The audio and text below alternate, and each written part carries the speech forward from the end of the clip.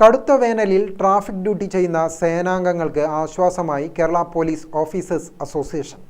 Kerala police association Kannur city ജില്ലാ കമ്മിറ്റികൾ സംയുക്തമായി കുടിവെള്ള വിതരണം സംഘടിപ്പിച്ചു. തലശ്ശേരി ASP PB കിരൺ ഉദ്ഘാടനം നിർവഹിച്ചു. തലശ്ശേരി ട്രാഫിക് യൂണിറ്റിൽ വെച്ച് KPA ജില്ലാ പ്രസിഡന്റ് VV സന്ദീപ് കുമാർ അധ്യക്ഷനായി.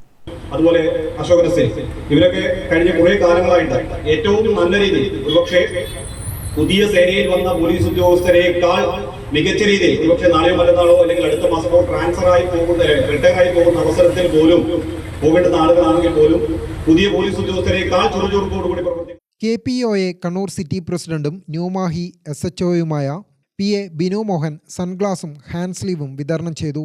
ചടങ്ങിൽ Thalassery traffic unit SI PK Manojan, KPA ജില്ലാ സെക്രട്ടറി V സിനീഷ്, KPA ജില്ലാ vice president KC Sukesh, BNI Jupiter Kannur president Tanveer, Urai international salon പ്രതിനിധി നന്ദിത, KPOA ജില്ലാ joint secretary P Biju, KPA ജില്ലാ കമ്മിറ്റി അംഗം VC വികാസ് എന്നിവർ സംബന്ധിച്ചു.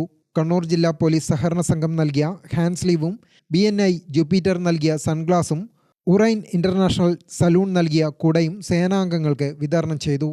ഗ്രാമിക ന്യൂസ് തലശ്ശേരി.